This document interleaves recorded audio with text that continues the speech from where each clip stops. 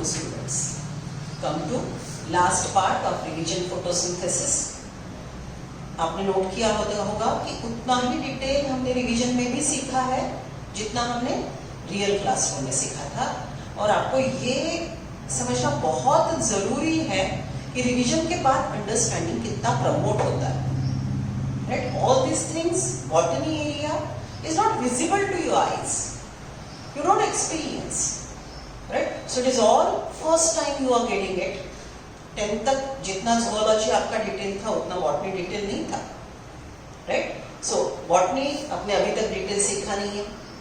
Botany आपको आजू बाजू दिखता नहीं है, you cannot experience it, right? And one more thing, it's not that interesting because it is knowing about something else, right? So कुछ बच्चों को होता है, लेकिन मेजोरिटी ऑफ बच्चों को बॉटनी उतना पसंद नहीं आता.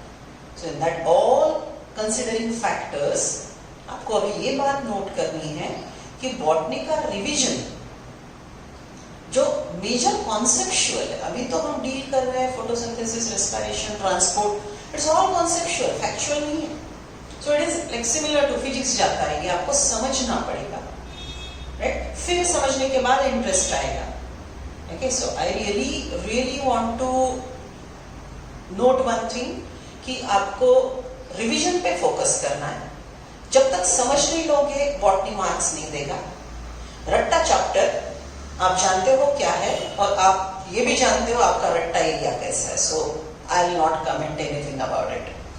Okay, so please focus on revision, go through the lectures repeatedly, okay, so that we can really score nice.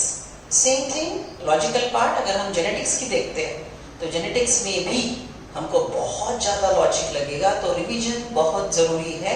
ये आप 5 बार लिख के रखो. Okay, so come to last part of photosynthesis, that is factors affecting photosynthesis. There are 2 areas, external factor and internal factor. चलो list करते हैं. Photosynthesis के लिए कौन से चीजें लगती है, which are the things participating in the process of photosynthesis. So the things which are participating in the process of photosynthesis, very important, light.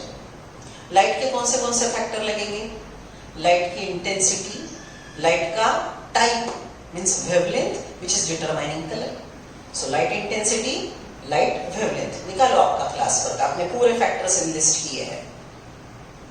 Okay, so light, intensity, wavelength. Then temperature.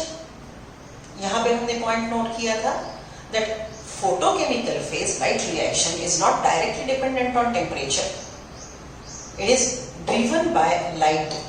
Biochemical phase which is requiring enzymes is dependent on temperature. So enzymatic activity is dependent on temperature. Enzymatic activity may be conducted in the bacteria, in a alga, in a fungi, in your body. Okay, homeostasis जो आप बोलते हो ना, एनिमली में आप homeostasis के बारे में सीखते हो. Why we are so efficient being mammal? Why we are so efficient? कौन से भी climatic condition में हम इतने efficient क्यों हैं? Because we regulate our body temperature. उसका execution में, मतलब real working में क्या impact है? आप अगर बॉडी का internal temperature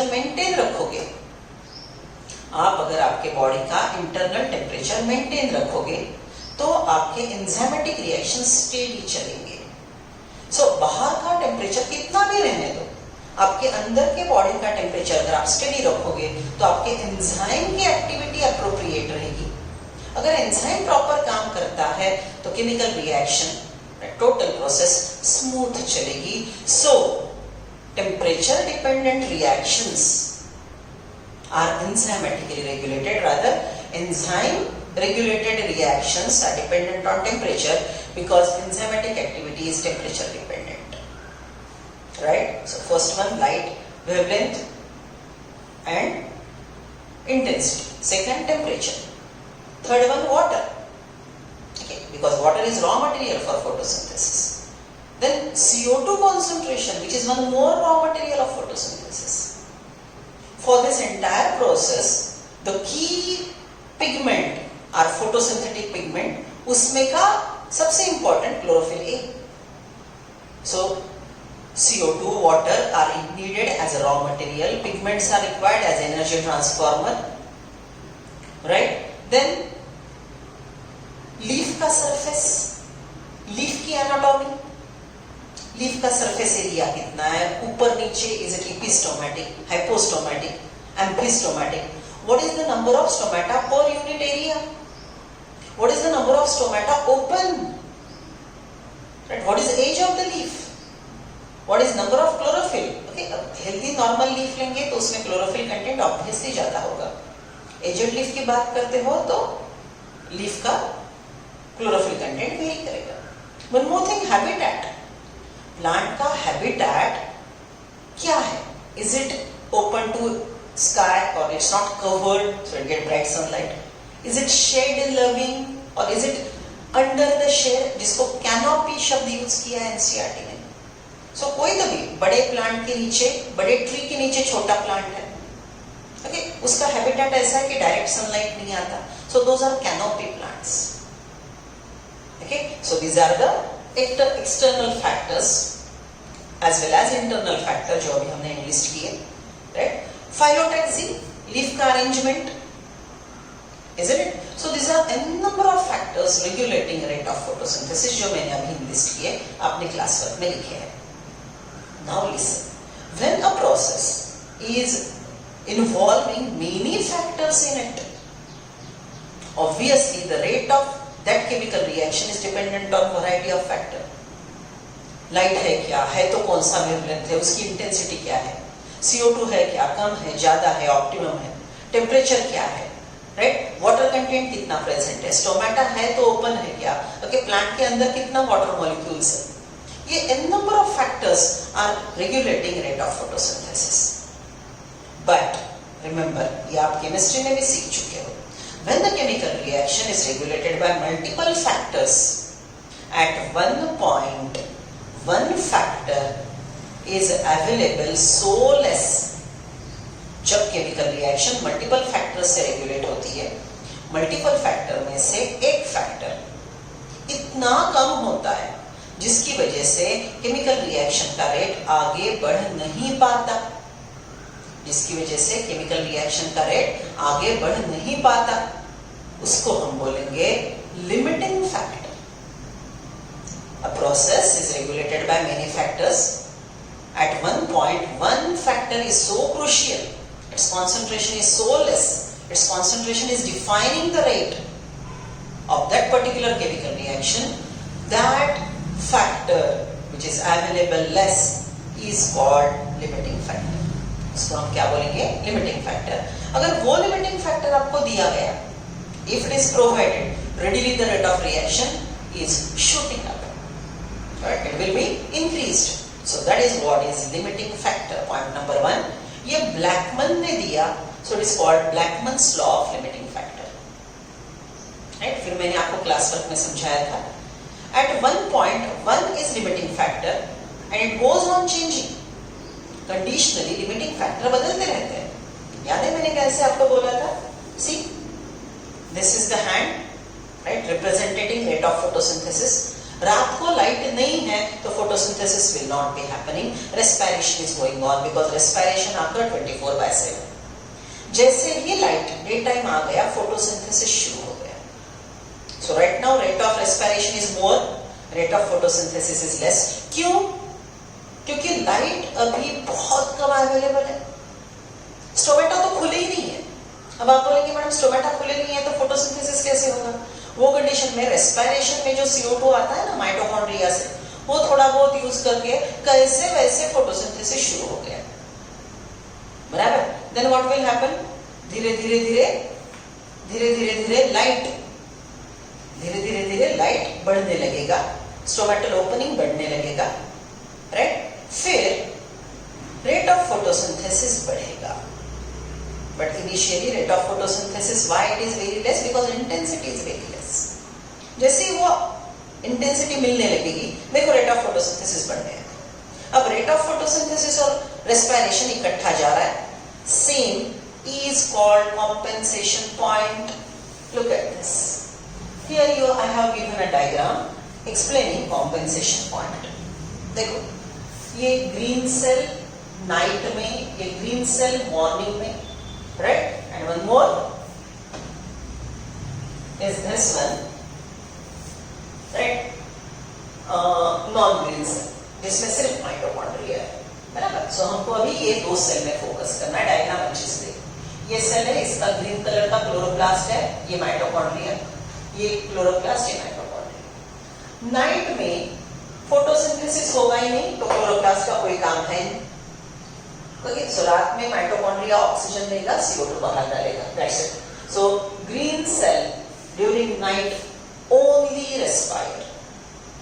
then green cell during day, green cell during day, what will now, this green cell during daytime, what will happen? देखो, क्लोरोप्लास्ट एटमॉस्फेयर से CO2 ले रहा है और एटमॉस्फेयर में CO2 बाहर, CO2 ले रहा है, O2 बाहर डाल रहा है, यहाँ पे लिखा है। माइटोकॉन्ड्रिया एटमॉस्फेयर से O2 ले रहा है और CO2 बाहर डाल रहा है, isn't it? This is what is morning time, बराबर? अब देखो, अगर क्लोरोप्लास्ट ने एक CO2 लिया, एक O2 बाहर डाला, राइट? वो O2 जो निकला वो वही के वही माइटोकॉन्ड्रिया में आ गया, पर माइटोकॉन्ड्रिया ने जो CO2 दिया वो क्लोरोप्लास्ट में चला गया। मतलब ये सेल एटमॉस्फेयर से कोई एक्सचेंज ही नहीं कर रहा है। देखो, क्लोरोप्लास्ट का O2 माइटोकॉन्ड्रिया में गया, माइटोकॉन्ड्रिया का CO2 क्लोरोप्लास्ट में गया। So gaseous exchange occur within the cell, gaseous exchange occur within the cell. Cell is not exchanging any gases with atmosphere. That point is compensation point. तीन बातें बताई मैंने आपको। Compensation point is a point where rate of photosynthesis and rate of respiration are same. Compensation point is a point when cell is not exchanging gases with atmosphere. Then how the gaseous demands are fulfilled? The oxygen given out by chloroplast is used by mitochondria and CO2 given out by mitochondria is used by chloroplast. So within the cell gaseous exchange is managed because rate of photosynthesis and rate of respiration are same. This point is called compensation point. समझ रहे हो? Right? So this is what is achieved, जो मैंने अभी आपको बोला था, compensation point achieve हो गया, rate of photosynthesis, rate of respiration equal हो गया। सो सेल एटमॉस्फेयर से कोई गैसेस एक्सचेंज नहीं कर रहा है। अब इंटेंसिटी लिमिटिंग फैक्टर है, मतलब इंटेंसिटी इतनी कम है कि फोटोसिंथेसिस का रेट बढ़ नहीं पा रहा है। जैसे सन ऊपर जाते रहेगा, रेट ऑफ फोटोसिंथेसिस बढ़ेगा। क्यों? इंटेंसिटी बढ़ रही है। अब इंटेंसिटी बढ़ गई, राइट? वो कंडीशन में अब फोटोसिंथेसिस स्टैग्नेंट हो गया, एक जगह पे रुक गया। क्यों?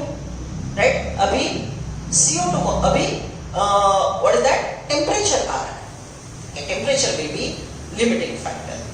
कुछ प्लांट में CO2 भी होता है, so let us consider with that C3 plant particularly, right? So अभी CO2 कम है, इसलिए रेट ऑफ फोटोसिंथेसिस नहीं बढ़ेगा।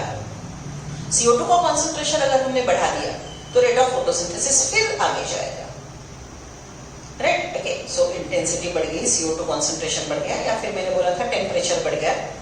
फिर लिमिटिंग फैक्टर जो अवेलेबल था वो मिल गया, तो रेट ऑफ फोटोसिंथेसिस बढ़ता जा रहा है, बढ़ता जा रहा है, बढ़ता जा रहा है।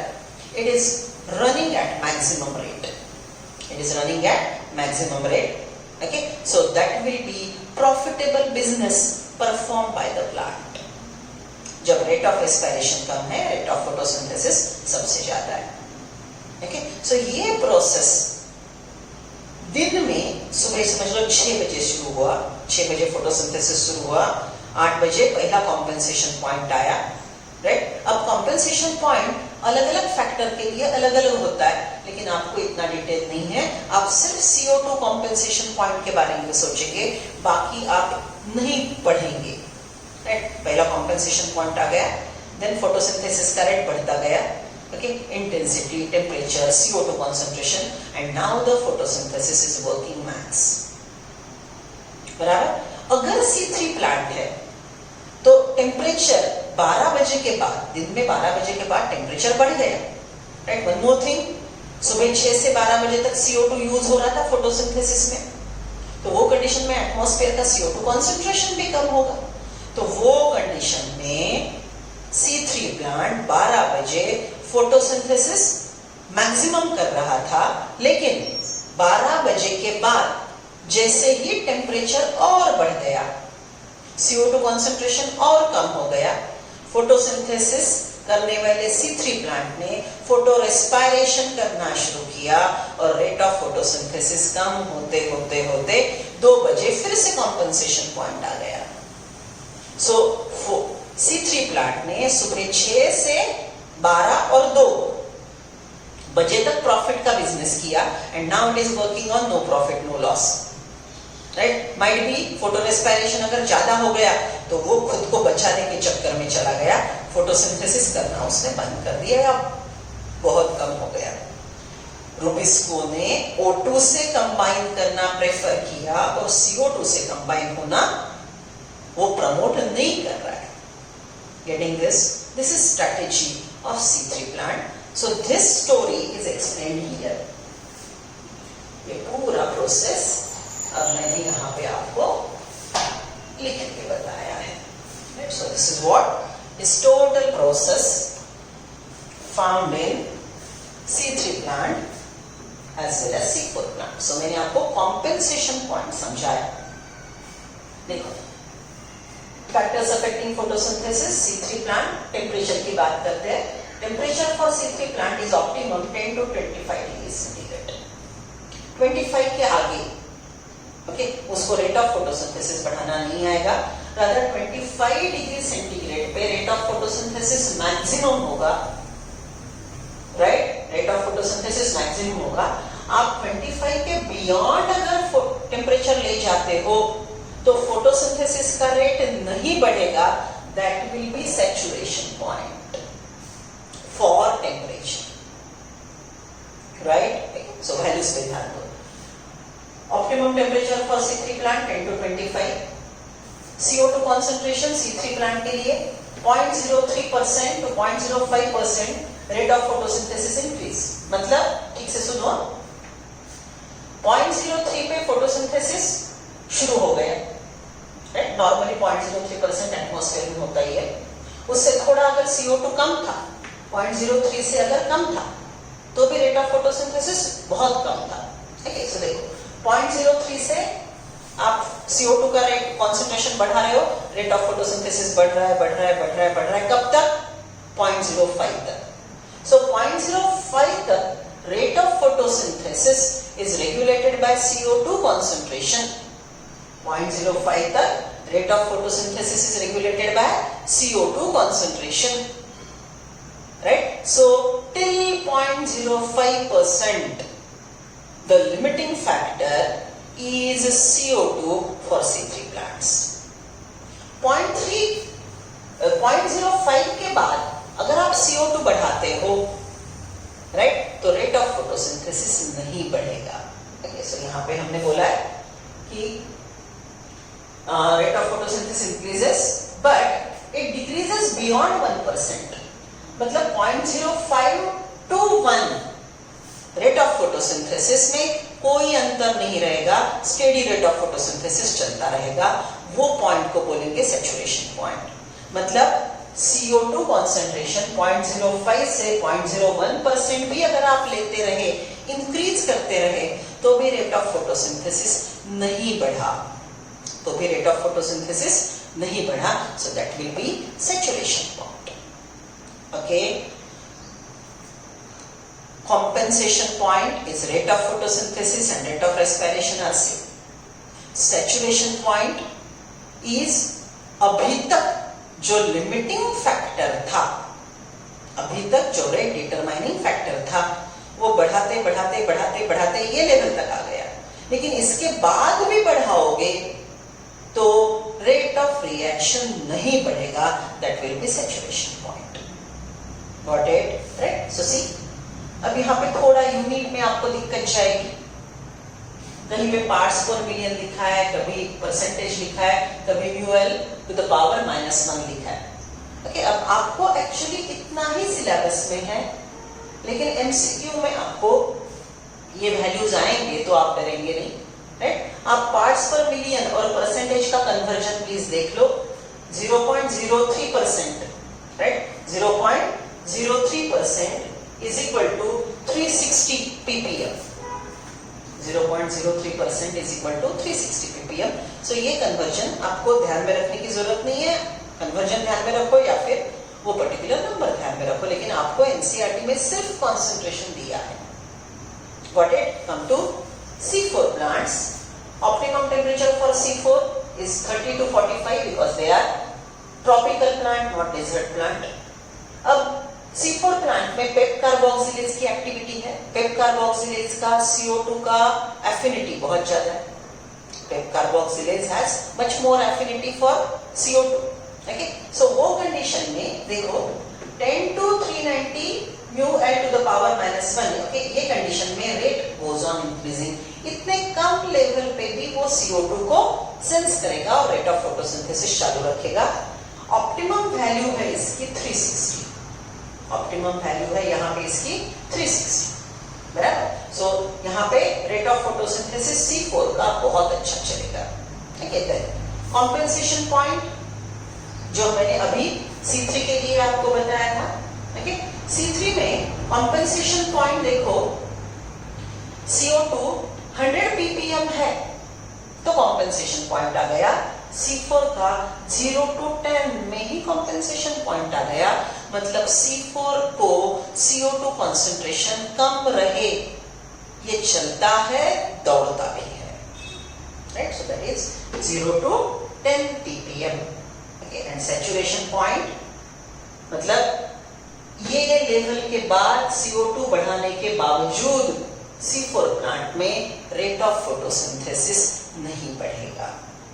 Okay. So some values are in your book, some are not there, right? चलो let us read NCERT, जो भी आपका confusion है वो clear हो जाएगा। See, an understanding of factors that affect photosynthesis is necessary. The rate of photosynthesis is very important in determining the yield of plant, including crop plants. Photosynthesis is under the influence of several factors, both internal and external. You have listed them. The plant factors including the number, size, age and orientation of leaves. Okay, ये internal factor है, right? इतने सब leaf के part, number कितने leaf है, उसका size क्या है, ओके, उसमें स्टोमेटा कितने हैं और कितने स्टोमेटा ओपन है। Okay, these all factors are important. And chloroplast, internal CO2 concentration and amount of chlorophyll, ये सब फैक्टर्स है फोटोसिंथेसिस को रेगुलेट करने वाले। The plant or internal factors are dependent on genetic predisposition and growth of the plant. अब ये अलग अलग स्पीसीज के लिए अलग अलग फैक्टर्स है। हाइड्रोफाइट है, स्कियोफाइट है, राइट, ओके, या ब्राइट सनलाइट लविंग प्लांट है, it is genetic factor. Okay, so this optimum level and all is varying species to species, that is a genetic factor. The external factor would include the availability of sunlight, देखो external factor list कर रहे हैं, availability of sunlight, temperature, CO2 concentration and water, these are the external factors. As a plant photosynthesizes, all these factors will simultaneously affect its rate. ये सब factor photosynthesis में participate करते हैं, तो obviously इनका concentration rate of photosynthesis determine करेगा। Hence, through several factors interact and simultaneously affect photosynthesis or CO2 fixation, usually one factor is the major cause or it is one that limits the rate. Among many, one factor is cause. It is limiting the rate of photosynthesis is called limiting factor at that point in that particular situation. Situation बदल गई, limiting factor बदलेगा. Hence, at any point, the rate will be determined by the factor available at suboptimal level. Rate of photosynthesis will be dependent on that factor which is available suboptimal. Optimal मतलब जितना चाहिए, ideal. उससे कम है, optimum level से जो factor कम मिलेगा जो सब ऑप्टिमल है, राइट, वो रेट ऑफ फोटोसिंथेसिस डिटरमाइन करेगा, वो रेट ऑफ फोटोसिंथेसिस डिटरमाइन करेगा, that will be a limiting factor. When several factor affect any biochemical process, chemistry में शब्द यूज करेंगे chemical process, when several factor affect any chemical process, Blackman's law of limiting factor come into effect. This states the following. If a chemical process is affected by more than one factor, then its rate will be determined by the factor which is nearest to its minimal value. It is the factor which directly affects the process if its quantity is changed. जो minimal level पे है इसलिए limiting factor है, उसका concentration बढ़ा दिया तो readily rate of photosynthesis बढ़ जाएगा। For example, despite the presence of green leaf and optimal light and CO2 condition, the plant may not photosynthesise if the temperature is very low, right, मतलब एक factor optimum है लेकिन दूसरा factor इतना कम है तो ऑब्वियसली रेट ऑफ फोटोसिंथेसिस नहीं बढ़ेगा। For example, despite the presence of green leaf and optimal light and CO2 condition, the plant may not photosynthesise if the temperature is very low. Okay, मतलब एक factor नहीं होगा तो भी process रुकेगा। सो सब होने ही है, उसमें का जो सबसे कम होगा that will be limiting factor. This leaf, if given an optimum temperature, will start the process of photosynthesis. Come to the first one, light. Graph देख लो बाजू का, राइट, रेट ऑफ फोटोसिंथेसिस और इधर इंटेंसिटी दी है, नीचे कोई वैल्यूज नहीं दिए है, अच्छी बात है। So simply we say up to point B, right, B point के अंत तक रेट ऑफ फोटोसिंथेसिस इंटेंसिटी के अनुसार बढ़ता रहेगा। ए में इंटेंसिटी बढ़ती जा रही है, रेट ऑफ फोटोसिंथेसिस बढ़ता रहेगा। सो ए जो लाइन है पूरा A segment, during that A period light intensity is limiting factor. B point पे लाइट इंटेंसिटी ऑप्टिमम हो गई, रेट ऑफ फोटोसिंथेसिस मैक्सिमम चल रहा है। बियॉन्ड बी, राइट, देखो सी सेगमेंट आता है, सी सेगमेंट में, सी एरिया में लाइट इंटेंसिटी बढ़ाने के बावजूद रेट ऑफ फोटोसिंथेसिस नहीं बढ़ेगा। So C is representing saturation point for light intensity. I repeat, A represent intensity is limiting factor. B segment represent intensity is optimum and rate of photosynthesis is maximum with respect to intensity. C represent light intensity is now no more affecting the rate of photosynthesis. It is at saturation level. Okay, जब C point आएगा, intensity का जब C point आएगा तो limiting factor light intensity नहीं कोई और रहेगा। समझ रहे हो, राइट? चलो, I am reading the content. We need to distinguish between light quality, light intensity and duration of exposure, right? Light quality मतलब रेड लाइट है, ब्लू है, वायलेट है, ग्रीन है। लाइट इंटेंसिटी मतलब number of photon particles per second कितने strike हो रहे हैं। ड्यूरेशन मतलब 1 घंटा लाइट दिया, 10 घंटा लाइट दिया, like that. So these 3 factors are important. While discussing light as a factor that affect photosynthesis, there is linear relationship between incident light and CO2 fixation rate at low light intensity. At higher light intensity, gradually the rate does not show further increase as other factors become limiting. What is interesting to note is that light saturation occurs at 10% of full sunlight. Light saturation 10% full sunlight पे ही आ जाता है, मतलब उसके बाद अगर light wavelength बढ़ाते हो, light देते हो तो उसका इफेक्ट कुछ नहीं होगा। Hence, except for plants in shade or in dense forest, light is rarely a limiting factor. देखो 10 यूनिट पे ही सैचुरेशन पॉइंट आ गया, मतलब 10 से आगे आपने लाइट ज्यादा दिया भी तो भी रेट ऑफ फोटोसिंथेसिस नहीं बढ़ेगा। सो इन जनरल हैबिटेट में प्लांट्स को 10 यूनिट तक लाइट अवेलेबल होता ही है। सो ये कंडीशन में प्लांट को लाइट लिमिटिंग फैक्टर नहीं होगा। लेकिन हमको वो एरिया भी देखना है, कैनोपी में प्लांट है, शेड में प्लांट है, तो उसको 10 यूनिट लाइट नहीं मिल रहा है, तो वो प्लांट के लिए for those plants where the light intensity is less than 10 units, light 10 unit से भी कम मिल रहा है, for those plants limiting factor can be light. Otherwise for in general plant light can not be a limiting factor. Increase in incident light beyond a point causes breakdown of chlorophyll A and decrease the rate of photosynthesis. Photooxidation, solarization of pigment, chlorophyll will happen if light is exposed. Bright light is made available to the plant excessively, and oxidation is checked by carotenoids, shield pigment. Carbon dioxide concentration. अब ये chart को अच्छे से देखेंगे आप, कुछ values NCERT के ही, maximum values NCERT के ही है और कुछ एडिशनल इंफॉर्मेशन है।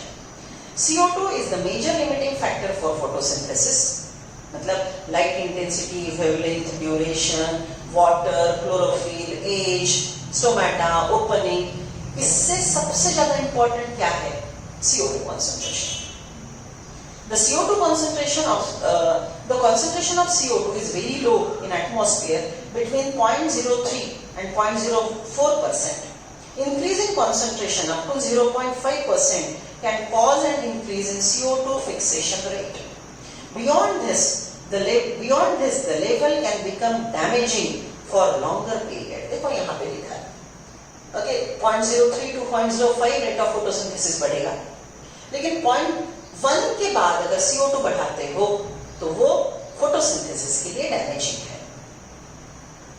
The C3-C4 plant respond differently to CO2 concentration. That's what is given in the chart.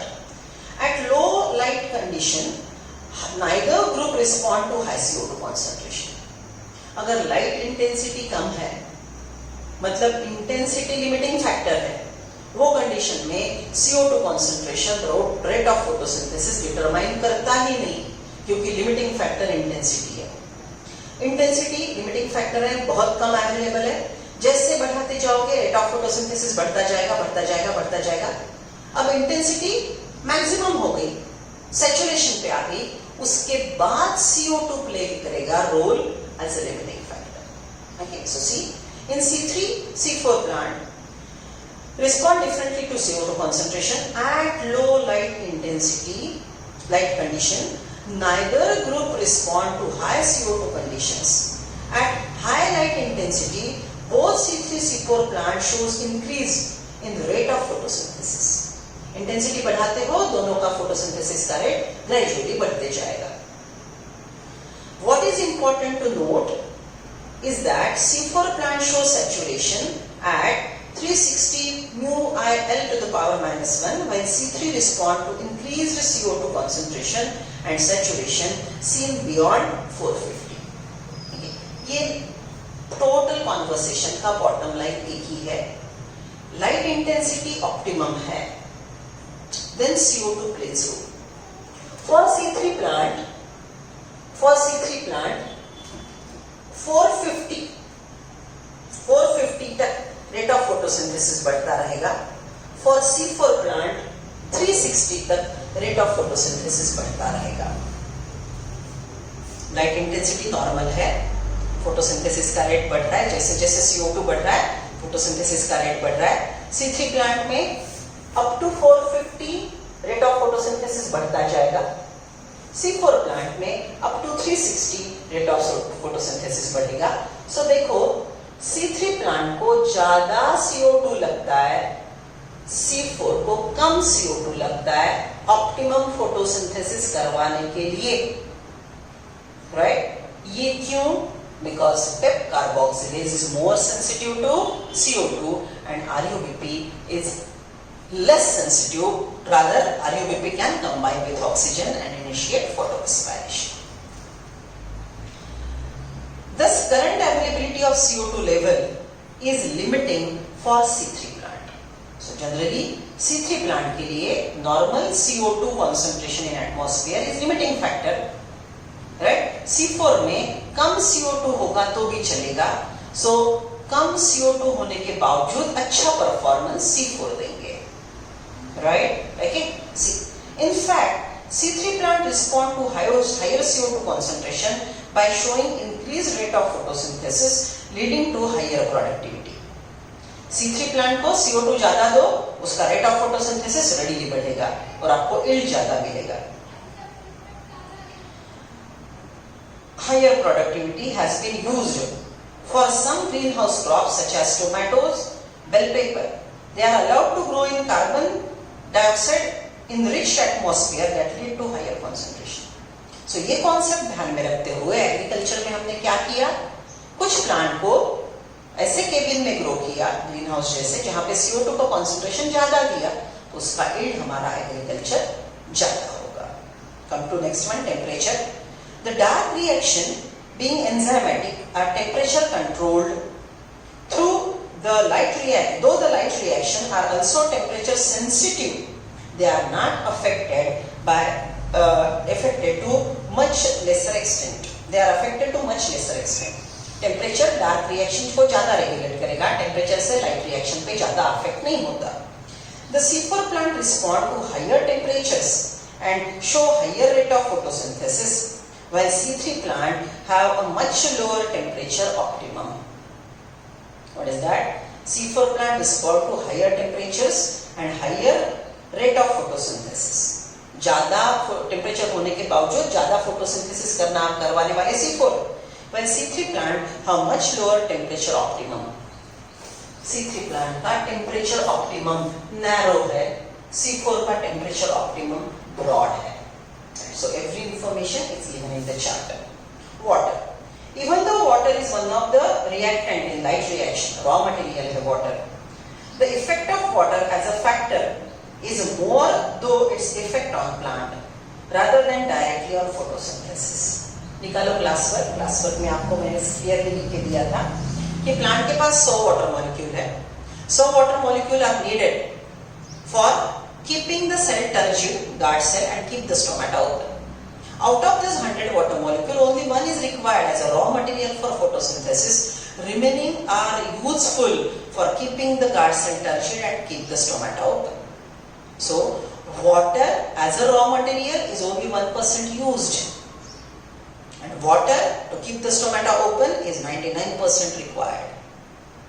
Okay, so plant में पानी कितना भी कम हो, 1% से तो ज्यादा ही होगा. So as a raw material, plant के पास water हमेशा होता ही है. Raw material के रोल में पानी प्लांट के पास 1% मिनिमम होता ही है. फिर वाटर का रोल क्या है? If water is less, guard cell will be flaccid, stomata will be closed because stomatal transpiration has to be stopped.